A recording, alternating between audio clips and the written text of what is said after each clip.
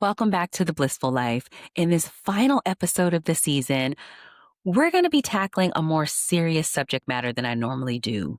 I had the distinct honor of interviewing Marial Dhal, who is an author, a humanitarian, and a former child soldier in South Sudan. While this episode tackles more heavy subject matter, we will not be going into graphic details. What you will learn, though, is his harrowing journey and the unimaginable strength and resilience of the human spirit. And what I hope you ultimately take away is your own resilience and going into this holiday season, specifically as we look upon Thanksgiving. I hope this episode reinforces in you how much you truly have to be thankful for. This is such a powerful conversation. I hope you enjoy it. And if you do, please like, share, subscribe, and talk about it to a friend. Without further ado, Marial Dhal. I am so honored to have today's guest. Today, I am joined by Marial Dhal, who is an author, a speaker, and survivor whose life story sheds light on resilience and the power of hope. Marial was born in South Sudan. He was forced into the life of a child soldier during one of the most brutal conflicts of our time. After surviving unimaginable violence, displacement, and trauma, he has dedicated his voice to sharing his journey from war zones to rebuilding his life as a testament to strength and healing. Welcome to the show, Muriel. Thank you. Thank you for having me. I'm glad to be here. Yeah, it is such an honor. It's not often that we meet people who have been through so much at a young age, but yet are courageous enough to bring their story and share it with others and still have a smile on their face. So that's what really attracted me to wanting to have you on the show. Thank you. I appreciate that. Yeah. So I'd love to start by talking a little bit about your upbringing in South Sudan. So I think for so many people, what most of us know about South Sudan is through the lens of war. And I think that sadly, we don't get a chance to really understand what's going on and the beautiful parts of your country and culture. For example, I know you grew up in a family of cattle farmers. And so there's lots of families and communities living and thriving in the midst of war.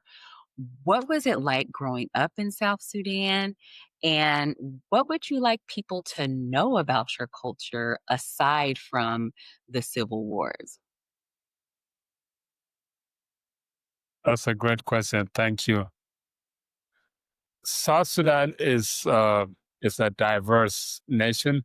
We have 64 tribes, and each tribe with their own language and culture. The tribes are further divided into sub-tribes, and sub-tribes are divided into clans and to sub-clans and down to family size.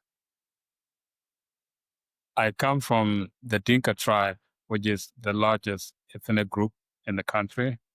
Mm.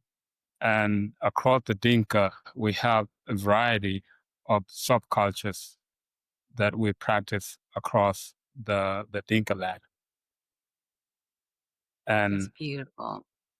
one thing that unites all the Dinka people are two things, actually. One is the language. We all speak the Dinka language, which is our native tongue. And we are almost all the Dinka people are cattle herding people. We rear cattle, we love cows and our goats and everything that we have. So our lifestyle is what I like to call a semi-nomadic lifestyle. Ah, okay. Um, It's semi-nomadic because we are not fully nomads, because nomads usually don't have a stable base. They usually, move from place to place without a permanent homestay. But the Dinka people, we have both. We have a temporary home base, which is our cattle camps, and we have the village where it's a little bit more permanent. This is where we farm, grow our crops, and this is where the food is grown, the food that we eat. So the village is our permanent homestay, and the cattle camps are more temporary, depending on the season. We move Mm, with our cattle. okay, that makes sense. Depending on the season, you're moving around with the cattle. In the rainy season, we have two seasons really. We have the rainy season and we have the dry season. And in the rainy season, there's more pasture, there's more water for both animals and people as well. And it's during the rainy season we move our cattle closer to the village, where you're closer to the homestead, and you have pasture everywhere that animals can drink water and can graze close by, and you can go home and cultivate your farm and still be close to your cattle. Mm. Ah, In the dry season, the land shrinks, the pasture shrink, the water shrink, the water draw back into the lakes and rivers. So that's a little bit more of a scarcity of water and pasture land. So people move more frequently with the cattle during the dry season. And when after their harvest is done in the village, families usually store up the crops and will pack up some foods items and move to the riversides and to the wetlands to camp out until the rains come again, to go back to the village to start farming again. And this is done routinely every year. And oh, this is the no. Dinka lot. And even during the war, the Dinka people never lost control of their cattle and their Oh, good. livestock, and how they survived. So midst of everything that was going on, families were still strong and growing, and supporting the movement. Actually, it's what people don't know. The war that was going on, being waged by the SPLA, Sudan People Liberation Army, was a guerrilla war, and the movement uh, depended on the civilian population in the South. And much of the movement was funded actually by or supported by the Dinka population with their crops and food and cattle. Wow. Yeah, whenever the rebels were stationed in the area, the community where the rebels were stationed will be responsible for housing the rebels, the soldiers, and providing food and shelter for them until they move again to a different location. And these people, on top of that, the civilians will carry uh, ammunition and weapons from village to village, from camp to camp. So everyone participated in the war at the time. So I grew up in this environment where I go back and forth between the cattle camp, the village. There are seasons where you're having fun. The harvest is here. There's plenty of food, and Yeah. kids would play. As kids usually do. And it was fun. Growing up in that environment, regardless of what was happening in the country. Yeah. So first of all, thank you so much for painting such a vivid picture. I don't know about for those who are going to be listening and watching this, but I was imagining everything you were saying, and it gave me such a different view to know that life is still going on, and how it's beautiful to hear how there's still villages, there's still families, there's still kids playing, and how you all have been helping the movement just through the crops and the support that you give. Incredible. Thank you for sharing. And you brought up, being a kid, and you remember being in the cattle camps and having fun. And I had read that it was while you were gathering water with your mom and your sister that you saw children attending school under a tree near the well. And so after seeing this, I heard that that was the motivation, or that sparked in you the desire to go to school. So what made you so determined to go to school after seeing that? Yes, that's correct. I come from a remote area of the country. There were no schools in that area at the time. I think even water.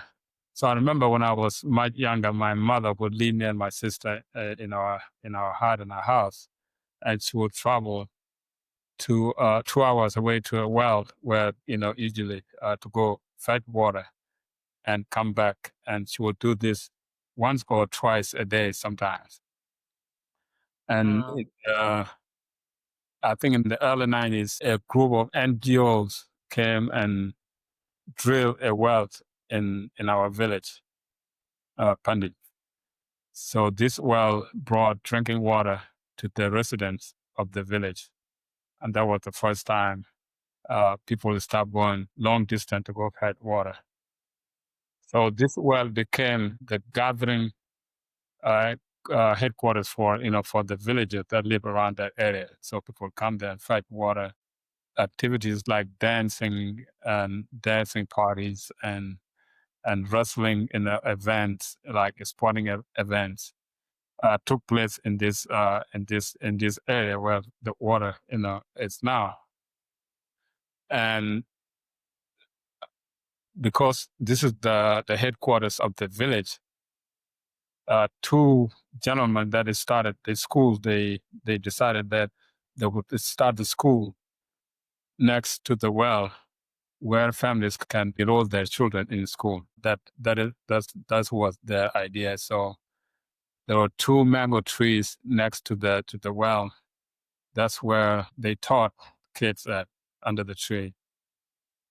And every time I would go to fetch water or to just play with my friends, I would go in the morning with my sister and my mom. And I would see these kids sitting under the tree, organized, and the teacher is standing over them and is teaching them alphabets and just basic things like numbers. And I could hear them citing their alphabets, A, B, C, D, and this is something that has never been heard in the village, right? So I was intrigued by this, foreign sounding language, this kid what speaking. So I would go and stand a distance from the class and just watch.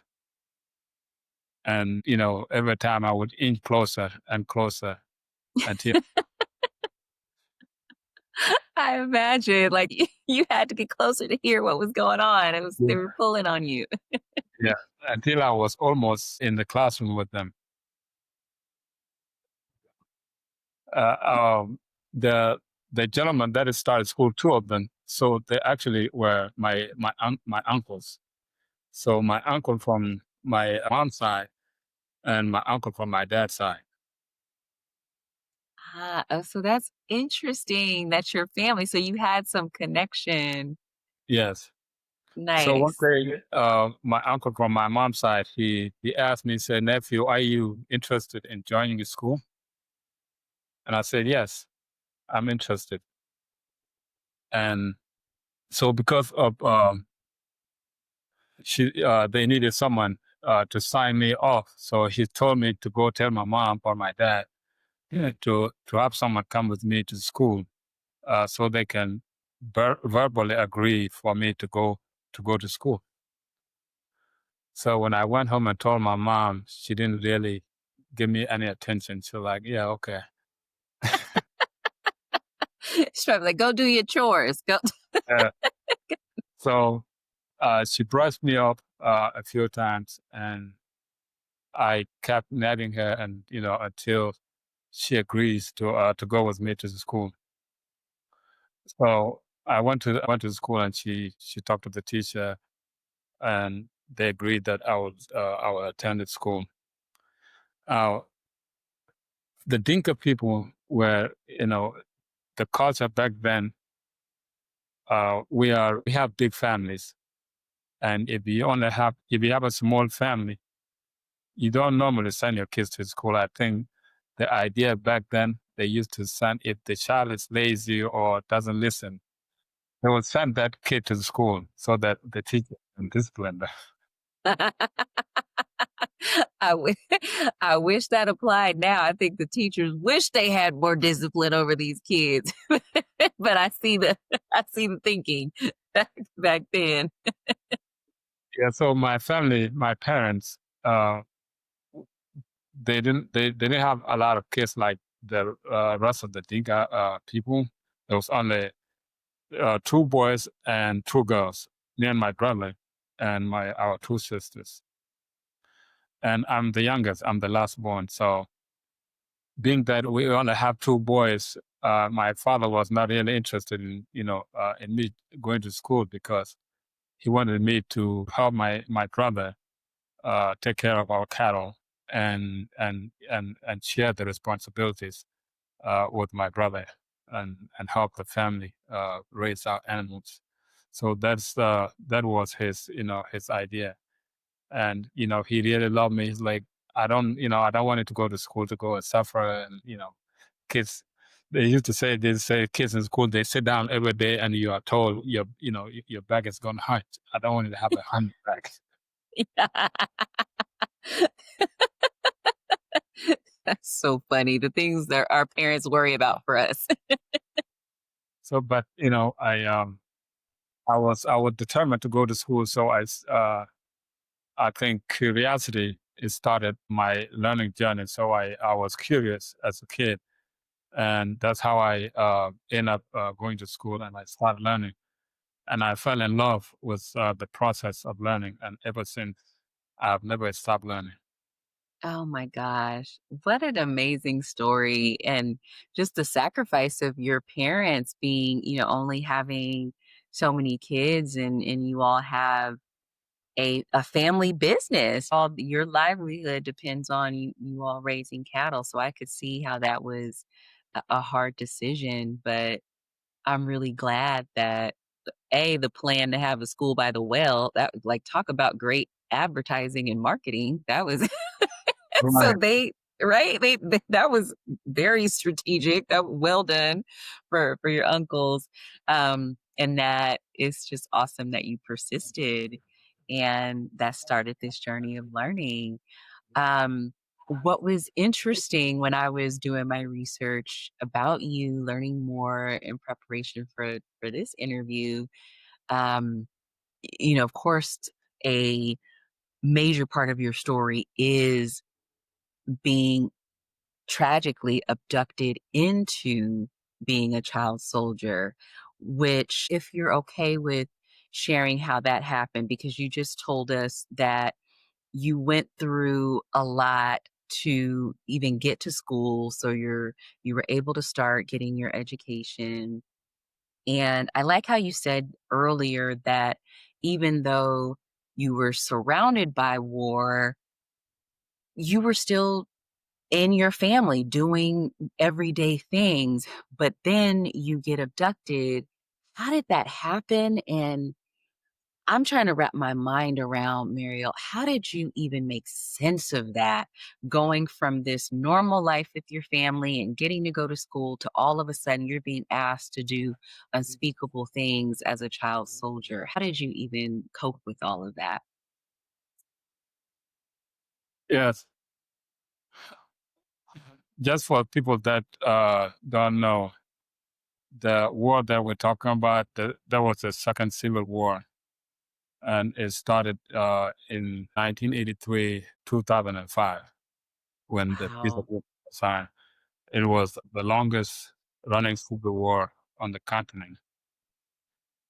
And when in the early years of the conflict, the fighting erupted in big cities and towns. That's where the initial fighting was happening. People in remote areas were not initially affected as much as people in cities, in the cities. But as fighting, went on, conflict is spread all over the country, and every part of the country was touched by mid 80s, coming to 90s. Wow. And in the beginning of the war, joining the military was voluntary, and people joined willingly. The majority of people that joined the army in the beginning of the war were either students and or people that knew what was going on, and they joined to fight. But as the war waged on, the battles, soldiers were lost, lives were lost in this fight, and the number of people fighting the war declined and decreased tremendously.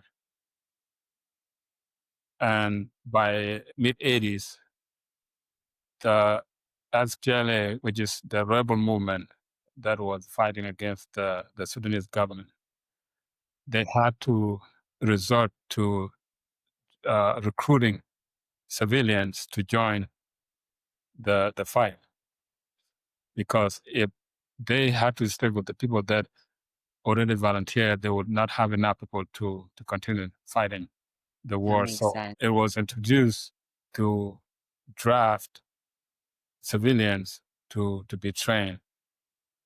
And this when things really turn for the country. But everyone know that this fight is not only going to be fought by people that join willingly, but everyone has to participate. So the draft, how it worked, the rebel government will determine a number of people to be drafted that year, and these numbers will be distributed across the Southern Sudan, the area that were under the SPLA control, by regions, by tribes, by clans, all the way down. So we have the hierarchy of the government, the government, then the civilian government. The civilian government is headed by chiefs. Okay. So every tribe, every sub-tribe, you have a chief, paramount chief, second chief, third chief, and go all the way down to the what we call recruiter. So when the numbers are requested, the chief will be given a number of people to be drafted based on the population of their constituency, and the chief Oh, would now interesting. down to this to the other chiefs, and those chiefs will also go down until it reach to the recruiter, who is going to determine which families have the turn to give up someone to be drafted this year or this time of the draft. So one of the people that used to recruit people was my uncle. We actually share the same name. His name is Marial too. He was given the responsibility to draft people and to collect taxes. So when it's taxes, and he will go to the community and collect taxes to be handed over to the governor. And when when the draft came, he will also go and determine based on the family structure who is in turn, whose turn it is that to give up someone this time for the draft. So this is done routine every year, to have a new class of soldiers trained. And most people that were drafted end up being, children, because number one, men that have families, they could not leave their families and go fight in a war. And number two, children are easily trained and influenced and acclimated to follow what they're being taught. So this was going on for many, many, many years. So when the draft came and eventually it became our turn, my uncle came with the soldiers and he found me playing with my friends. We just came from school, and they approached us, and he called my name and he motioned for me to come forward. So, I walked to where my uncle was, and he informed me that I had been drafted, and it's our turn now to give someone up, and I've been drafted to go into the military.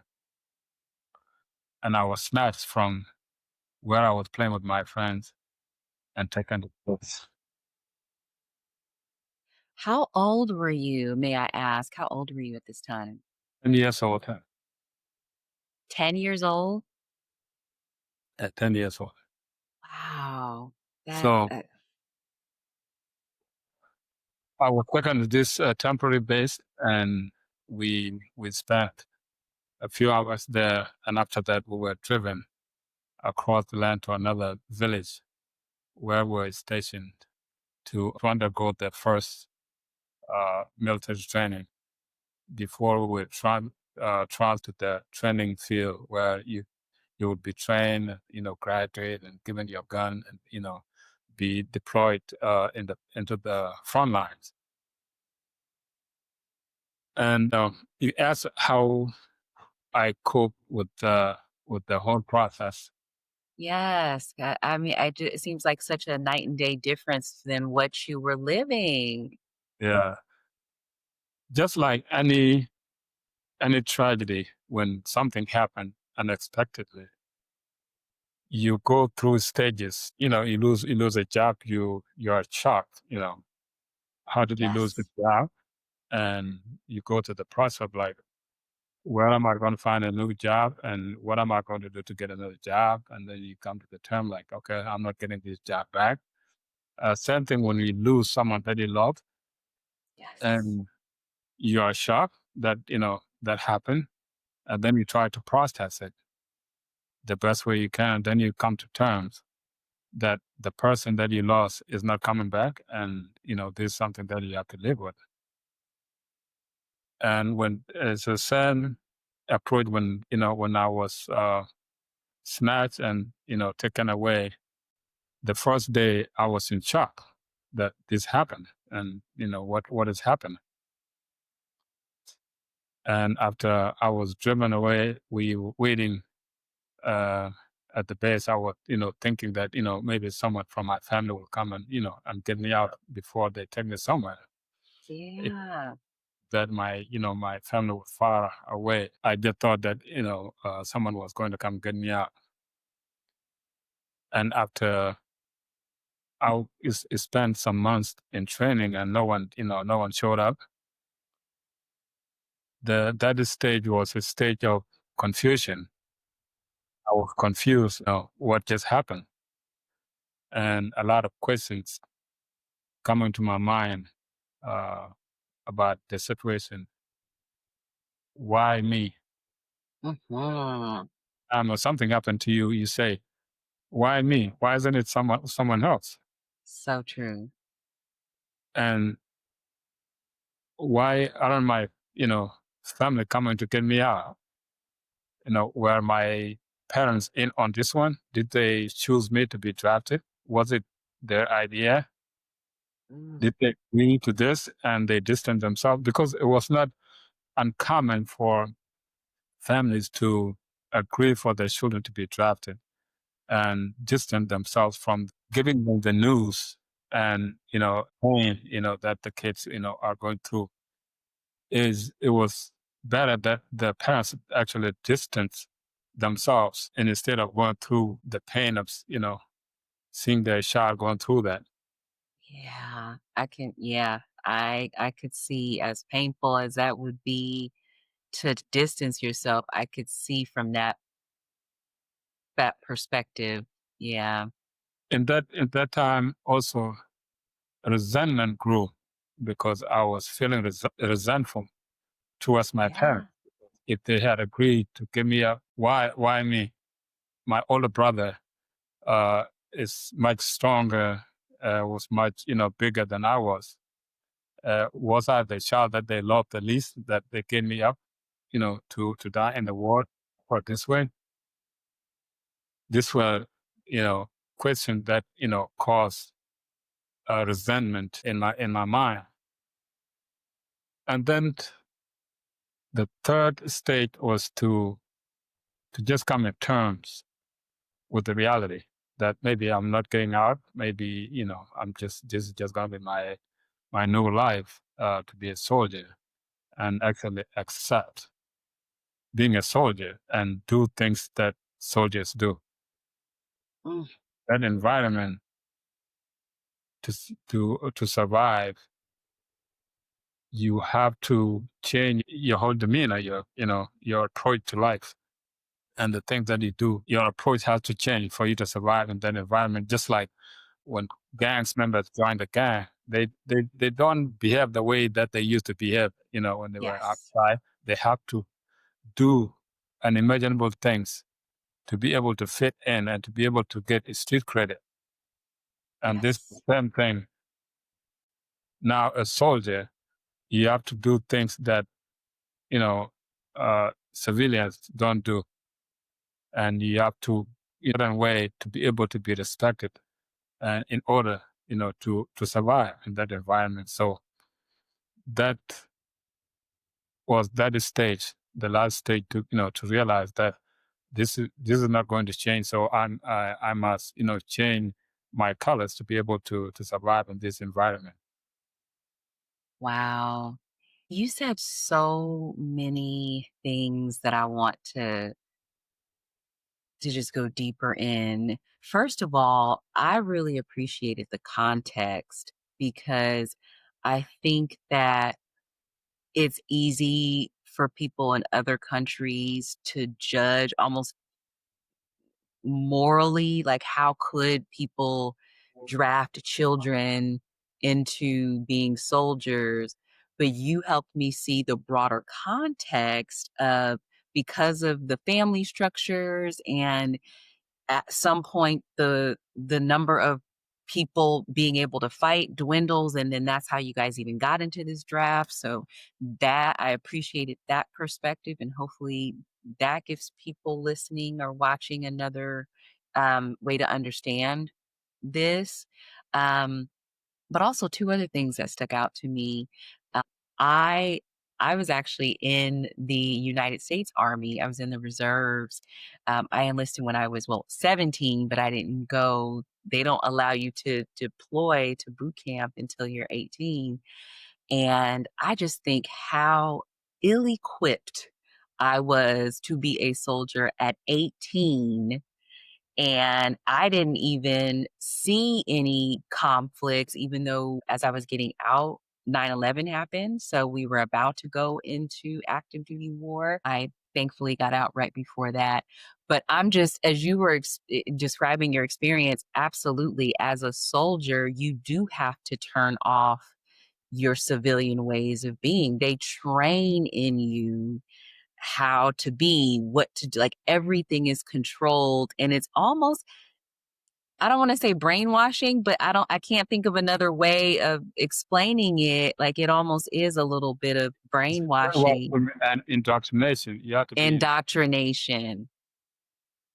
Yeah, no, say more about that if you'd like to, and then I'll Yeah, come back so to my point. the idea is regular army, but to be a soldier, whether you are an American army or in a rebel group, the idea is to have you buy into the doctrine, whatever Yes. that being pursued. You have to buy into it, and the way to make you to buy into it is to make it your responsibility. to make it feel like this is your responsibility. You know, if you don't take this responsibility, we cannot succeed. Your family will fail. Your family will die. Our land will be taken. And this is your responsibility to protect this country. This is your responsibility to protect your family. And this is your responsibility to protect your land. So you are made to believe that this is your responsibility. It's nothing to do with anything else. So you have to buy into it and pursue this 100% with all your life and sacrifice your life because you are made to believe that you are responsible for what is going on. Yeah, which that indoctrination is so powerful and it becomes a part of your identity to your point of when you fully buy into it. So that's a great way to describe it. And the other thing that really struck me as you were talking about how you coped and these stages, almost like the stages of grief or trauma, as you mentioned. And I really resonate with that. I lost my husband to a heart attack 4 years ago. And you're right that first is shock. Any traumatic thing, it is shock and you feel disillusioned. What is happening? And then it's the confusion or anger, resentment you talked about. And so I think everyone can relate to people who may feel like, oh, they can't possibly relate to your story. Maybe not the specific parts of being a child soldier, but there's a universal aspect to your story of when you deal with trauma, we all have similar reactions and ways that we cope with trauma.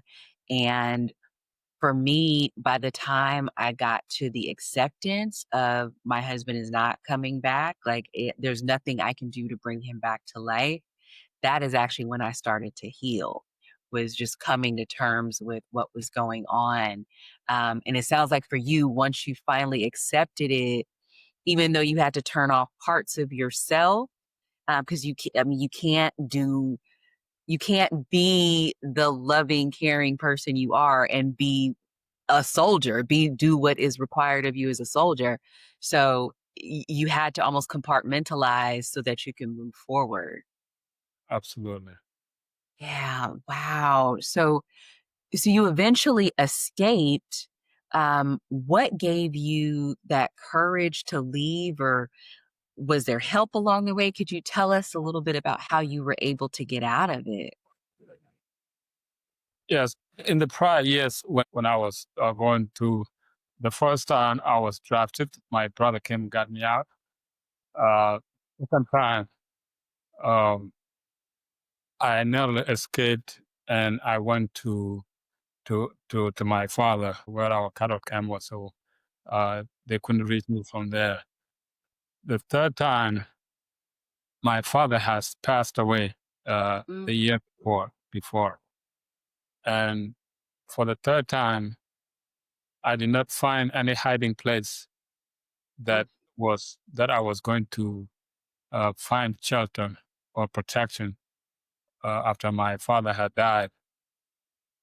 And I know, we all remember as kids when when something scary was about to happen, you believe that your parents, especially your father, the head of the household, will protect you and they will take care of everything. Yeah. Yes. Child that, believe that, children, we don't believe that anything can go beyond our father. And our father is like a superhero. They can Yes, I was gonna say superhero. Yeah.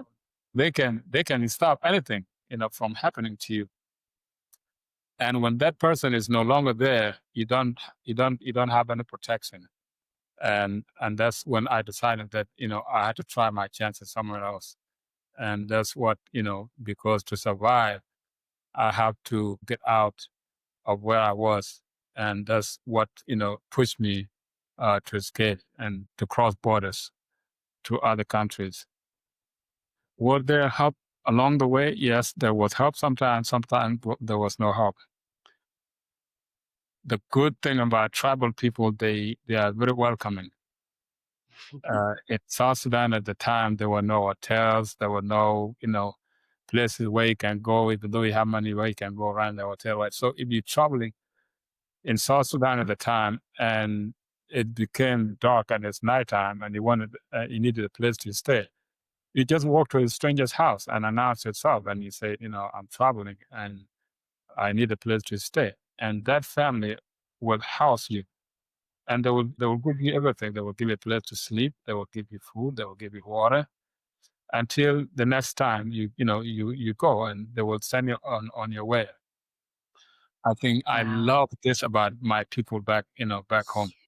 That's Uh, beautiful. Could you imagine just showing up to somebody's house right now? Like, what? Go ahead, can you do that? Yeah, that's a beautiful tradition, but Yeah. continue, So please. when I was out and I needed a place to stay, I walk over to a stranger's house and they gave me a place to stay and they gave me food, and that's helped me along the way until I reached my destination. So I'm grateful for those people that helped me along my journey, and I wish I could see them again to thank them. Oh, goodness. Well, you just put that out there, so hopefully they know and, um, in your heart, I'm sure that spirit, that energy, that gratitude is conveyed to them. I cannot believe you had to go through this 3 times, 3 times, and then eventually escaped. Just your resilience is incredible at having to go through that 3 times. And I believe when you did finally escape and thankfully to the hospitality, the kindness of these beautiful people along the way, I think I read you went to Kenya, is that correct? Yes, Okay. Was it there that you discovered basketball? yes. I would love to hear about that, how you found basketball and, what was that like? Like, did that in some ways help you recapture your childhood or heal in some way to find this game that I know you now love? Yes, after I arrived in the Kakuma refugee camp in Kenya, I was introduced to basketball for the first time. I've never seen basketball before. There were no basketball, court. There was no basketball, played anywhere in South Sudan at the time. The only person that we used to hear about was Manute Bol, who's from, Yes. Yes, we all knew him around the world, yes. Manute came, he came from my tribe, the Dinka tribe. Oh. And we used to hear the stories about Manute Ball being, Central America and was bought by Americans, and he's not coming back. They sold him, and he had to play basketball for them, and they even used to Oh, tell us that when he dies, his body was going to be put in a museum or something. oh my god. Somebody might have tried, I don't know. So, um, actually, made me not want to play basketball because I was afraid that I would be sold. Yeah, that's traumatizing given what you already came through. Oh my goodness. So, but when I was in the camp, there were two gentlemen from my group. So in the refugee camp, the refugees from all different countries were grouped. People from the same country, from the same tribe. They were separated by tribes, uh, uh, by countries, and the section where I settled, I found people from my area, and we settled in the same group. Mm. There were two gentlemen that played basketball in our group. They introduced me to basketball. Okay, and yet he's now lives in Australia. And actually, my cousin, Norma Chavez in peace, he passed away. They introduced me to basketball, and I brought up these concerns from to them, and they were like, "No, there's nothing like that." You won't get stolen or sold or Yeah. yeah. Wow. So they Wow. introduced me to basketball, and I started playing basketball in the camp. I remember in the morning, they would take me to the basketball court, the UN. built a basketball court in the center of the camp. It was a concrete court, and I didn't have basketball shoes, so I was barefoot. So I just go there, fumble with the ball, barefooted, a few times. And later on, my cousin found some shoes because I also have big feet. I can't just, wear any small shoes. So that was a disadvantage in the place with, where everything is lacking. So later on, he found me some shoes that I wore, and I started playing basketball in the refugee camp, and that became two things. I was enrolled in school and I was playing basketball. That made me normal again. That's made me a child again. That made me, a normal human being again. So I was going to school and playing basketball and becoming happy and be playful with other young people of my age. So it's actually became for a long time the best therapy for Mm. for to cope with everything that was going on, the hardship and things that I've been through, and it helped me tremendously.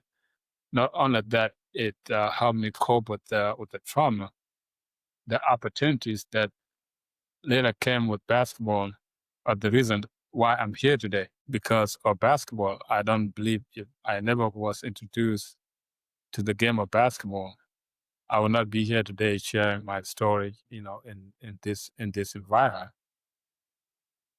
And I'm so grateful to all the academic institutions that, gave me the opportunity, to go to school and play basketball.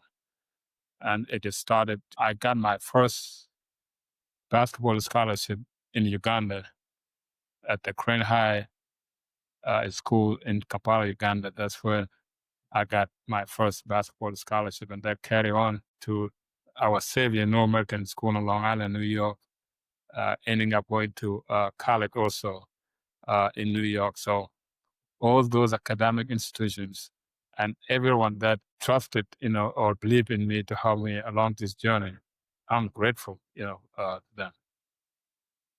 Wow. As you were describing learning the game of basketball and you said it was like your therapy, that's what it made me think.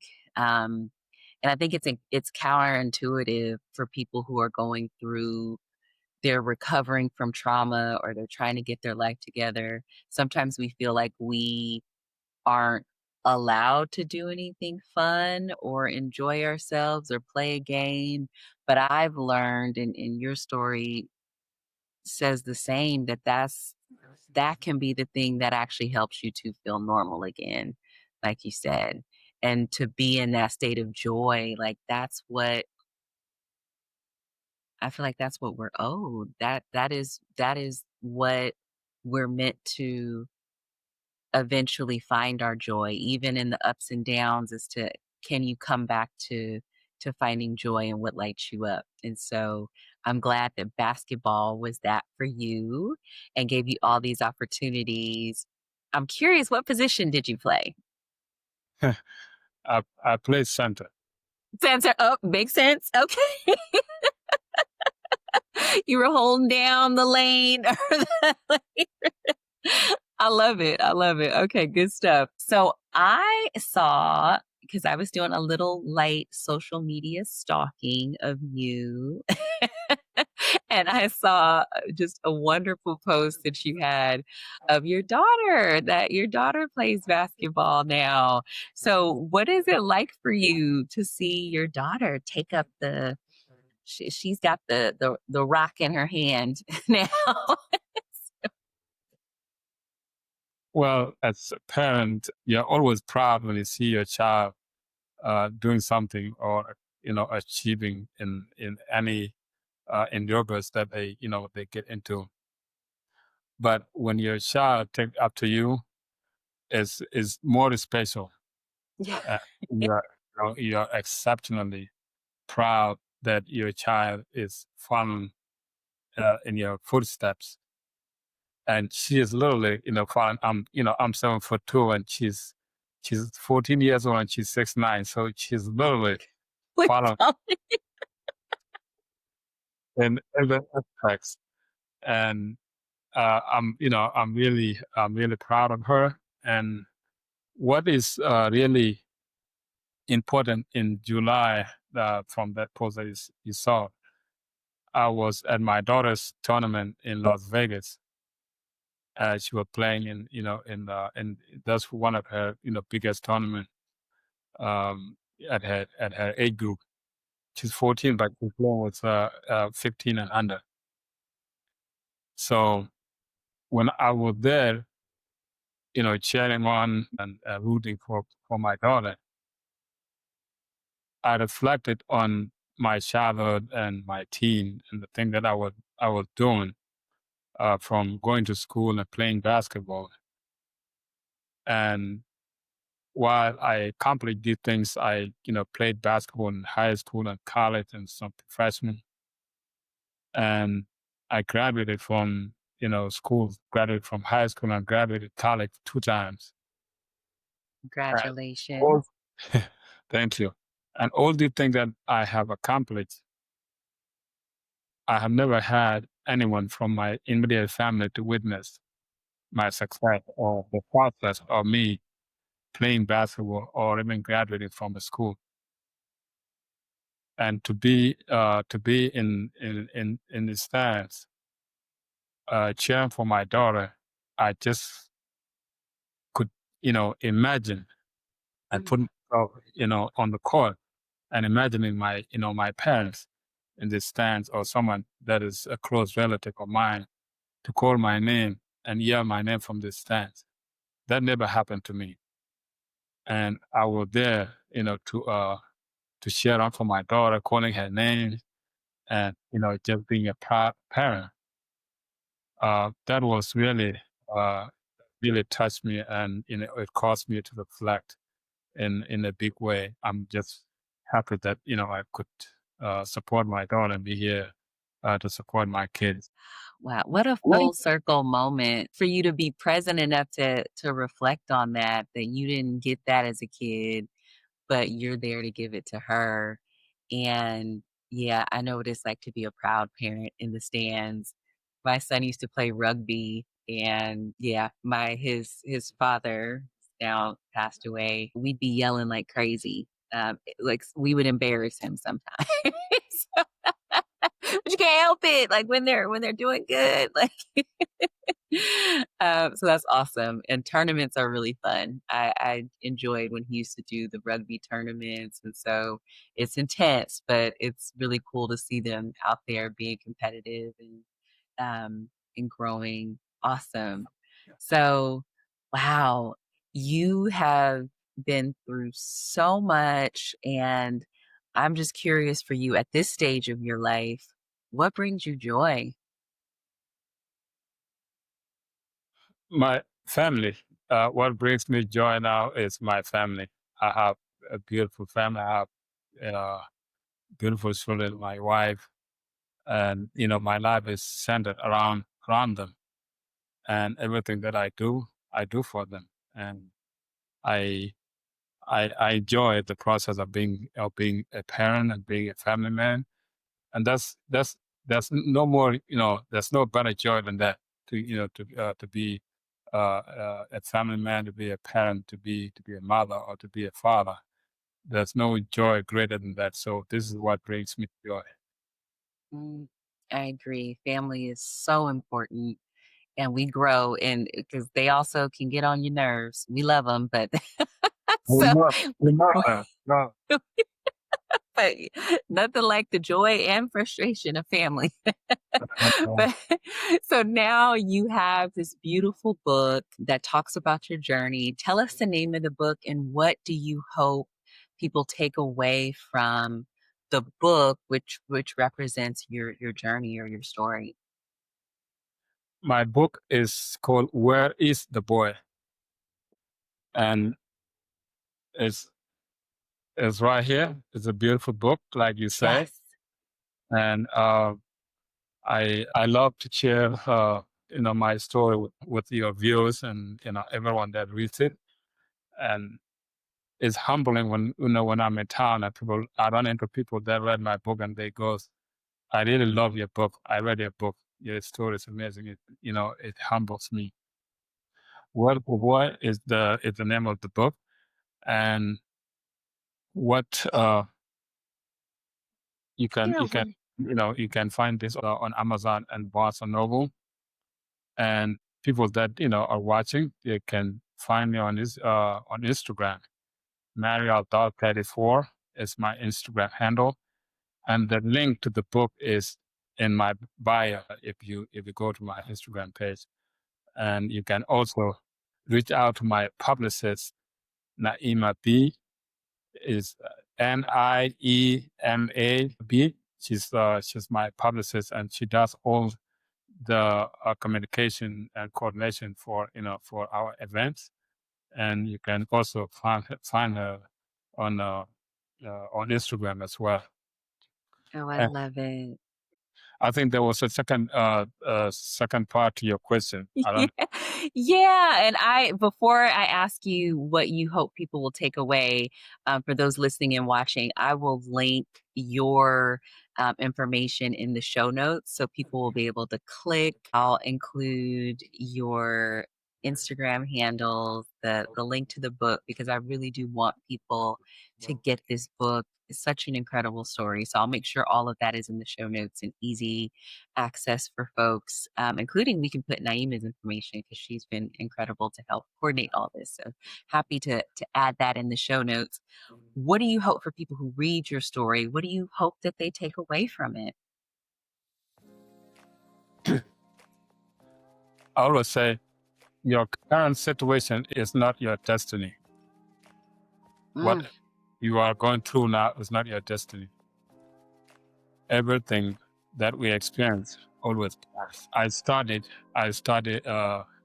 my educational journey started under a tree in a remote village in the middle of South Sudan. And I ended up attending some of the best schools in America. I started playing basketball in a refugee camp in Kakuma, Kenya, barefooted. And I ended up playing in some of the most famous basketball arenas in the world. Nothing is constant. If you stay resilient, you will overcome. It's what I want people to take away from my story. And also to be resilient in your struggle and to be humble in your success, because all these things can change anytime. That's what I want people to take from my story and from other people's stories as well. mm. What a powerful way to end that. Nothing is constant, and you are not what's happening to you. You are not your circumstances. There's much more. There's much more to come. And so on that note, that's a mic drop right there. That's such a beautiful way to end. Thank you so much, Marial, for coming to talk to me and the audience at The Blissful Life. I will make sure to put your information, like I said, in the show notes so people can follow you and stay connected with your story and buy your book. I hope everyone listening will buy your book. Thank you so much for coming and sharing your story with us today. Thank you for having me, and I'm grateful to share my story with you. And thank you for taking time to listen to my story. I appreciate that. Oh, my absolute pleasure. Thank you, everyone, for listening. I hope you all take care. Have a good, enjoy your day. Bye-bye. Bye.